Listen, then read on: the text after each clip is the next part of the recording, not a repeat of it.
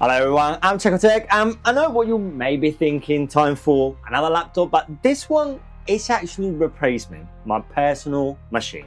The laptop I use for editing, gaming, and pretty much everything else when I'm not here in the studio. So today, we got the Acer Nitro 16S AI. And after spending real time with it, editing my 6K footage coming from this camera, color grading, and running all modern AAA gaming, I finally really understand who this laptop is for. Right, so let me start with the main hardware in general, because inside we got a AMD Ryzen AI7 350, a 8-core 16-thread CPU boosting up around 5 GHz, and it's built for modern workloads. The AI acceleration actually helped with rendering, encoding, and heavy multitasking. Now, the graphics are not top tier, but everything is handled by an NVIDIA RTX 5060 laptop GPU with 8 GB of VRAM. So that gives you smooth AAA gaming, and for creators, a strong GPU acceleration in DaVinci Resolve. We are talking 1080p to 1440p gaming. And also this model here comes with 32 GB of DDR5 RAM, which makes a real difference when juggling timeline, Chrome tabs, and background application. And storage, this model here comes with 1TB PCIe Gen 4 SSD. And I do wish it was a little bit bigger, but if you take all the Phillips screws at the bottom, you actually got an extra slot if you want to add or upgrade storage later. And the display is one of the favorite parts that I got here today. It is a 16-inch 16x10 panel with a 2560 by 1600 resolution, a 180 Hz refresh rate, 100% sRGB coverage, and up to 400 nits of brightness. So the extra vertical space from the 16x10 aspiration is huge for editing. You get more room for timelines and tools without feeling fully cramped. Colors look accurate, motion feels smooth, and everything just looks sharp. I wish the brightness was a little bit higher to take it outdoors, but honestly, when you take it to the coffee shop or just in the living room, in the sofa, and just chilling, it's brilliant. Honestly, like genuinely really impressed me. I normally used to, well, my massive machine, 24 cores, all the RAM that I can have. And on this thing, I load there, as I said, 6K footage from my Cam S6 over here, waking it down to 4K timeline for YouTube for cool, but full resolution, no proxies with C-Log 2. Color grading, effects, text, and multiple nodes, all the layers, the sound, all the shenanigans happening, and scrolling is instant.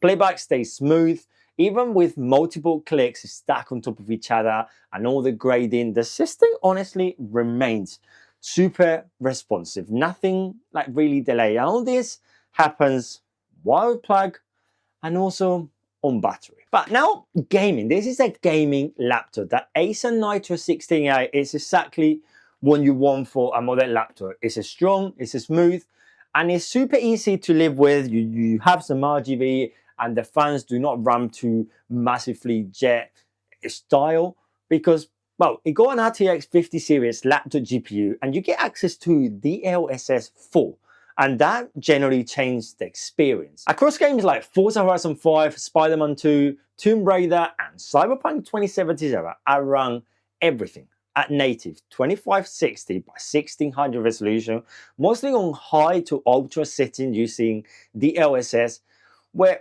it really makes sense. And gameplay stays smooth, frame pacing is stable, motion looks clean, and the 180 display actually get used, especially in fast titles like Forza or even Battlefield 6. But what really surprised me though was gaming on battery.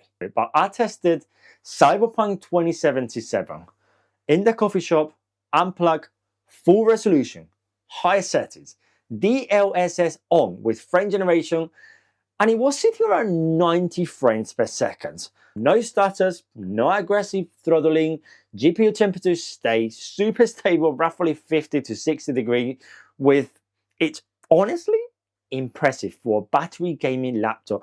And the fans didn't really ramp like you were the center of attention in that coffee shop or anywhere you go. It's honestly super quiet.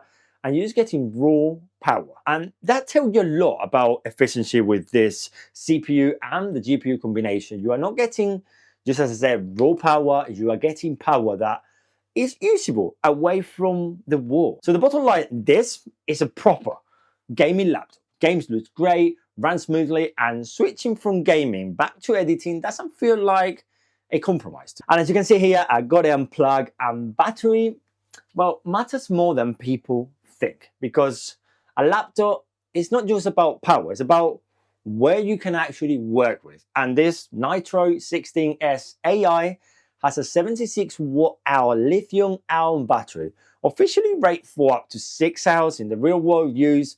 That lines up well, to be honest. I have been editing on the sofa, a coffee shop, and while traveling in the train, just on battery, and it handled that kind of work better than I expected. And in terms of portability, once you just get the laptop itself, you get 2.1 kilograms, which is very reasonable for a gaming laptop class experience.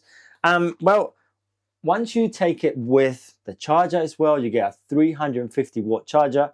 It's about 2.8 kilograms, so it's not that bad. It also built super slim and ready to move with the chassis and the 20 millimeters thick metal top and bottle cover and clean lines everywhere. This laptop is not screaming, whoa, I'm a gaming laptop, but yeah, it does pack all the performance that most gaming laptops got there, but it's actually very easy to take around. And this laptop sit around £1,500, which puts it right in the mid-range for a creator's gaming laptop. It's not cheap, but considering the CPU that you got, the RTX 50 series GPU, 32 gigabytes of RAM is not too bad. Faster storage and a 180 Hz 16:10 display, the value just makes sense.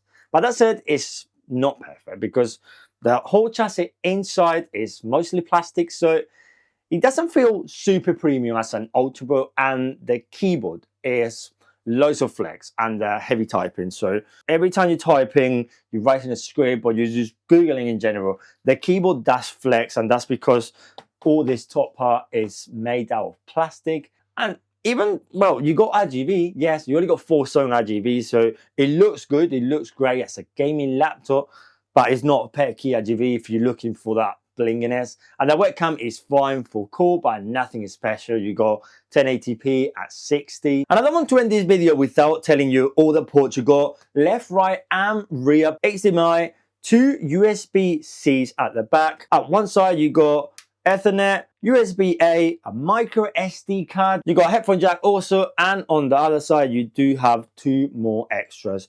USB-A. So for port, it's brilliant. And thermals, let me talk about thermals, because honestly, it's one of the most impressive part of this laptop. And I just come from testing a heavy, super massive laptop, full on gaming, and temperatures here are crazy in a good way. Because other systems, like as I said, I've been using Intel CPUs and RTX GPUs, especially under sustainable loads, they do get really hot. This one, you're not even realizing, like, this was not the case here. Even during long AAA gaming sessions, the CPU and the GPU temperature never stagger and remain controlled, never spike above 65 degrees on a laptop. That's super rare when you're pushing it in modern games. And what surprised me even more, Battlefield 6 or any type of keyboard AWS gaming, the keyboard will not get hot. Even while like playing on demand all the time, the deck stays super comfortable, which makes a real difference in real gaming session. And the fans do spin under load, of course, but you can hear them just a little bit. It's a steady, predictable noise, to be honest, not sudden like rumping and annoying spikes. And the more important, performance stay consistent. So no thermal throttling, no drops, no instability. And for a gaming laptop, these thermals are generally impressive. They make the whole experience feel far more refined than you're expecting. So who's this laptop actually for? Because as I said, I'm replacing my current laptop that I got right now for this. This is, well, you're gonna see this laptop around often. But if you want a one machine that can handle serious content creation for Instagram, YouTube, any social media, and also some more than AAA gaming. This Acer Nitro 16S AI does make a lot of sense. Like, it's not perfect, but where it matters. Performance, display quality, you got plenty of port, the efficiency, the versatility, it really delivers. And editing that smooth, 6K, strong gaming performance, usable battery life, to be honest, and faster storage make this laptop that doesn't force you to choose between I need a working machine and a playing machine.